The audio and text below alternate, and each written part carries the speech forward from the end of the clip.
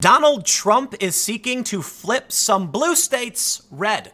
His re-election campaign is hiring in Minnesota and New Mexico. And I've got some really good news for Trump supporters. Look, we'll start with this story, but I want to make sure I don't bury the lead here. Trump wants to flip Minnesota and New Mexico. Well, check this out. He's going. He's likely going to. Let me zoom in on this so you can see it better for those that are watching. Here we have chart number 6 from Moody's Analytics. Trump cruises if turnout is low. How states will vote if non-incumbent turnout is historical minimum. In the best case scenario for Trump, he's going to flip Maine. He's going to flip New Mexico, Nevada, a lot of states, okay? Check this out right here, chart 7. It comes down to turnout. With average turnout, Trump shatters the 2020 election, taking just about 2/3 of the electorate. With maximum turnout, the Democrats barely squeak by. That's crazy. With minimum turnout, Trump sweeps nearly 400 electoral votes. That's crazy. But what's really crazy is these other charts. Check it out. Trump is favored to win, period. He's going to win Minnesota. Seriously? According to Moody's, the only way Dems get Minnesota is they'll flip it Democrat is if Democrats have a really high turnout. So, well, there you go. I mean, it is what it is. But let's read this story. The Hill says, President Trump's re-election campaign says it is hiring staff and opening field offices in Minnesota and New Mexico, 2 traditionally blue states.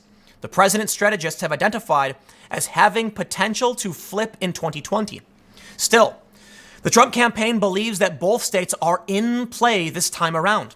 On a conference call with reporters, a senior official said the campaign is working on a huge build-out of paid staffers and a volunteer network in Minnesota that will dwarf their 2016 efforts there. Now, I'll stop. Listen, I'll stop here and say this. Trump spent relatively little money.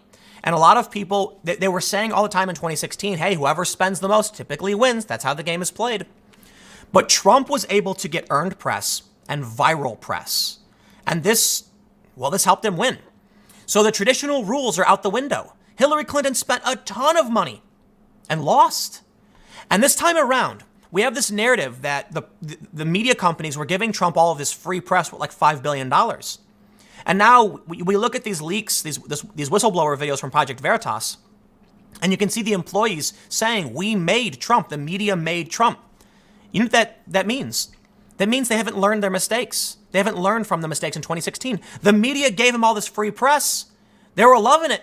Now they're trying to ruin him, but they're still giving him free press. And I want to give you this example. I've said it before, but I want to say it now for anyone who may have missed it. If CNN comes out and goes, Trump, the evil monster, has just built another wall, you'll get all the anti-Trump people going, oh, egad. And the other half going like, yeah. So you don't know, even if you frame it negatively, if it's going to have a negative impact. If they come out and say, Donald Trump just deported 100,000 people, you're going to get a lot of people going, oh, no. And you don't know who's going to say that's a good thing.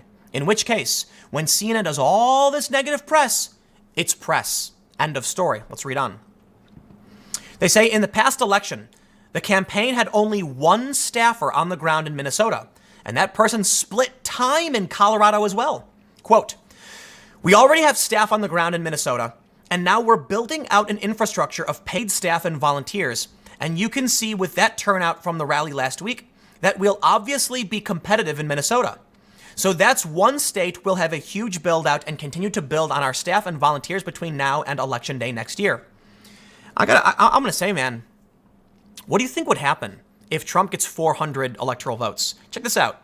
This is Moody's Analytics, and they're saying with a historical minimum turnout, Trump is going to get 380 votes. Now, a lot of people are expecting a very, very high turnout. But in order for Democrats to win, according to these analytics, to Moody's, they would have to get maximum turnout to just get slightly above 270. They would get 279. That doesn't seem likely. I think average is fair. I think we'll be a little bit above average, but in the end, I think we're going to see Trump taking this. But what do you think the media would do? What do you think the activists would do if Trump gets 400? That would be nuts. That would be nuts. Do you think CNN would be like, uh-oh, we're on the wrong side of history? Do you think these activists would be like, uh-oh, we're on the wrong side of history? These businesses, All of these companies, NBA, Blizzard, Vans shoes that cater to China, do you think they would stop and rethink their positions if they saw record voter turnout? So I'll tell you this. First of all, these analytics are really, really good news for Republicans. They do show a path to victory for the Democrats, because those Democrats can take those blue wall states, at least some of them. But for the most part, it's better news for the Republicans. In the end, I think this shows you exactly why Republicans need to turn out in full force. Here's the thing about the craziness, right? So in my main channel video, I talked about how the media is trapped in this loop that's fueling the far left extremism and Antifa, and the Democrats are defending them. If you squeak by with a tiny victory, if the Republicans win with a marginal victory, well, they'll say, see, we have a chance to win. And they'll continue pushing this insanity. If Trump sweeps with 400 electoral votes, that's a shock to the system so hard, I'd be willing to bet CNN would turn around in 2 seconds and support Trump. When they realize they're targeting a tiny market and they're going to lose money, yeah. They don't want it, the way I put it before about Twitter and how these companies are embracing this fringe leftism, is that they don't realize if they continue on their path, Twitter will eventually be a small left-wing activist organizing site, because you're going to ban everybody, right? And so that's why it's important to make sure you're balancing your positions. It's also important to realize that if they don't pull some moderate, some moderate positions in play, then you are pushing people towards Donald Trump. Let's go back and read a little bit more from the Hill.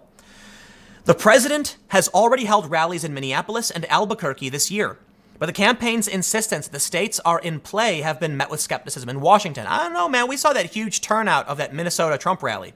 It was Minneapolis. Minnesota has not gone for the Republican presidential nominee since 1972, although Trump fell short to Democratic nominee Hillary Clinton there by only 1.5 points in 2016.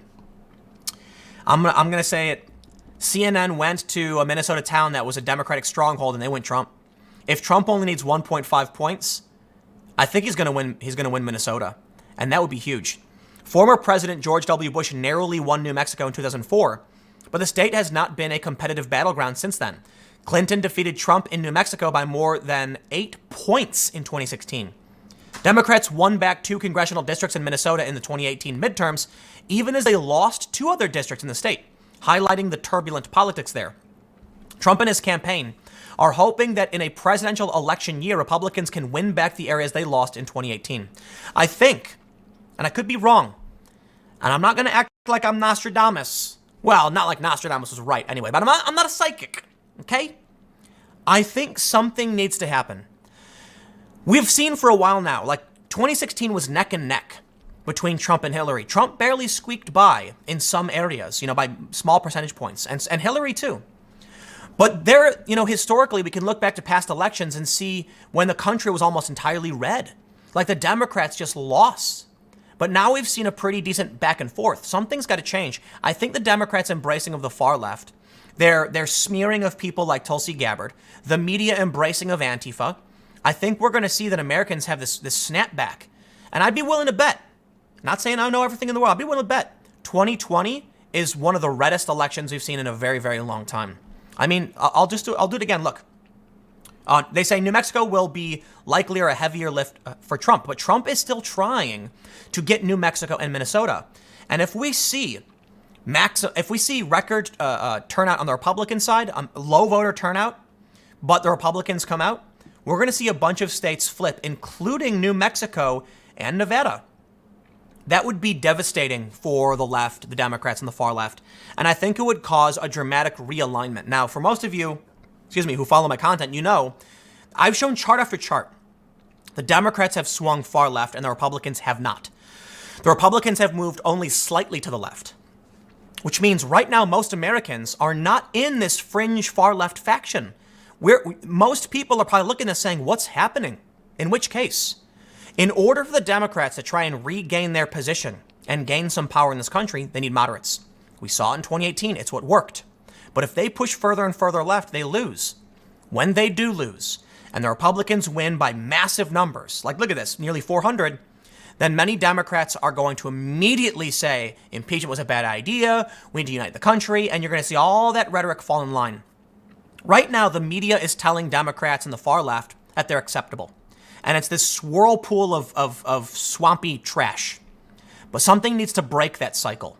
And perhaps a Republican maximum, blowout election would do that. Personally, I'd like to see the moderates win.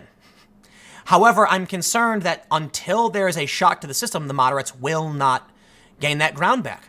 2018 was there it was. The moderates were able to win and the far left did not. Some of them did, but for the most part, not really, only a small handful. This is what I think we can expect to see. Now we're hearing there's going to be historically high turnout. If that's true, Democrats can take it. So I'll tell you this, my warning to you Republicans. Analysis after analysis has said we can expect historical turnout.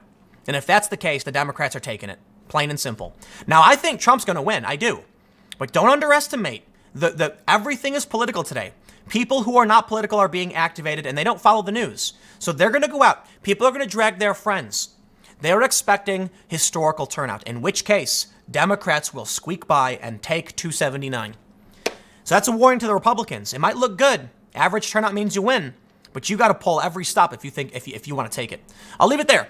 Thanks for hanging out. Stick around. Next segment's tomorrow at 10 a.m. As per usual, podcast at 6:30, and I will see you all next time.